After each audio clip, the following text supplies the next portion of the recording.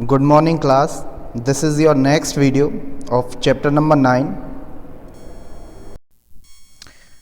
Now the next topic is breathing in other animals.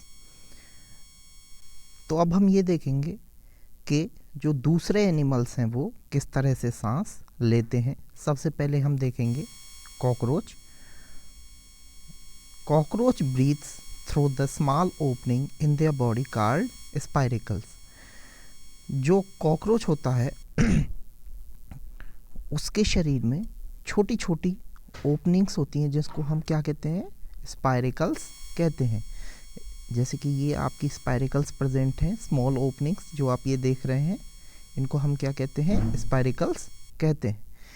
The spiracles are connected to air tubes called trachea. और ये बेटा किसके साथ जो जुड़ी हुई होती हैं, ये ट्रैकिया के साथ ही ये जुड़ी हुई होती हैं। Oxygen rich air enter through the spiracles.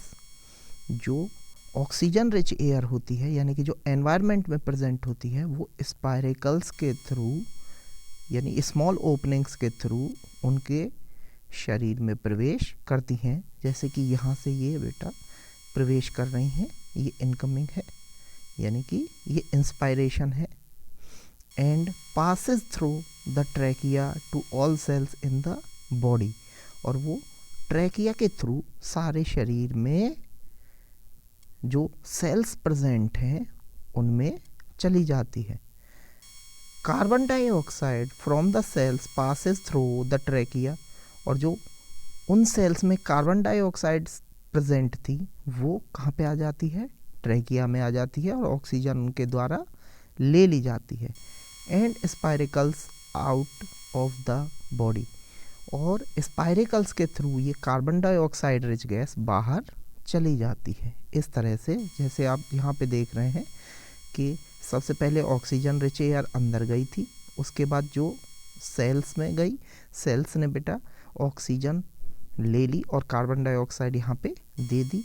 और इसके बाद ये क्या हुआ, स्पाइरिकल्स के थ्रू ये जो आपकी कार्बन डाइऑक्साइड रिच एयर है वो बाहर निकल गई। नेक्स्ट एनिमल जो है वो क्या है, अर्थवॉर्म यानी कि केंचुआ जिसको हम कहते हैं। Earthworm breathe through their moist skin. यानी कि जो इनकी मॉइस्ट यानी कि जो गीली इनकी त्वचा होती है ये उसके द्वारा सांस लेते हैं। The moist skin help in the exchange of gases. और यही स्किन एक्सचेंज ऑफ गैसेस यानी कि गैसेस के आदान प्रदान में हेल्प करती है, सहायता करती है। तो इस तरह से अर्थवॉर्म भी सांस लेते हैं अपनी त्वचा के द्वारा। नेक्स्ट क्या है, फिशेस यानी कि मछलियाँ। Fishes breathe through the gills. Fishes में गिल्स पाए जाते हैं, जैसे कि यहाँ पे आप देख रहे हैं, यहाँ पे ये गिल्स हैं, ये प्रेजेंट है। जो मछली होती है इन्हीं के द्वारा सांस लेती है। The gills have blood vessels. जैसा कि आप यहाँ पे देख रहे हैं बेटा, इसमें क्या प्रेजेंट है, ब्लड वेसल्स प्रेजेंट है which help in exchange of the gases. जो गैसेस के एक्सचेंज यानी कि आदान प्रदान में सहायता करते हैं। Now the next topic is respiration in plants. तो बेटा जो हमारे प्लांट्स होते हैं वो भी क्या करते हैं, रेस्पिरेशन करते हैं। और ये क्या करते हैं, ये ऑक्सीजन को अपने अंदर लेते हैं फ्रॉम एयर यानी कि एयर से, हवा से। And give out carbon dioxide. और ये क्या करते हैं बेटा, कार्बन डाइऑक्साइड बाहर छोड़ते हैं। यह क्रिया फोटोसिंथेसिस से अलग होती है। फोटोसिंथेसिस में क्या होता है बेटा, ये ऑक्सीजन छोड़ते हैं और कार्बन डाइऑक्साइड लेते हैं। लेकिन रेस्पिरेशन में ये क्या करते हैं, ऑक्सीजन अपने अंदर लेते हैं और कार्बन डाइऑक्साइड बाहर छोड़ते हैं। This oxygen is used in the cell to break down glucose into carbon dioxide and water and release energy.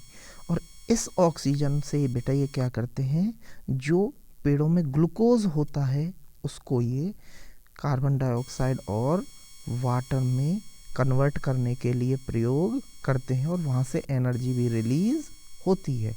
और इस एनर्जी का प्रयोग जो प्लांट होते हैं वो अलग अलग कार्यों में कर लेते हैं।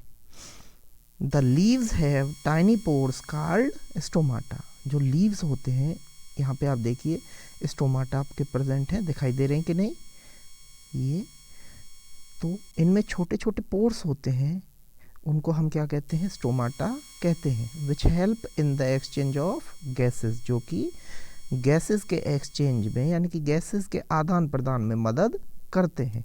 The root hair also help to take air from the soil. और जो रूट हेयर हैं, जो कि इनकी रूट्स में प्रेजेंट होते हैं, जड़ों में प्रेजेंट होते हैं, वो भी मदद करते हैं take air from the soil, यानी कि वो सॉइल से एयर लेने में मदद करते हैं ताकि आपकी जो रेस्पिरेशन है वो हो सके।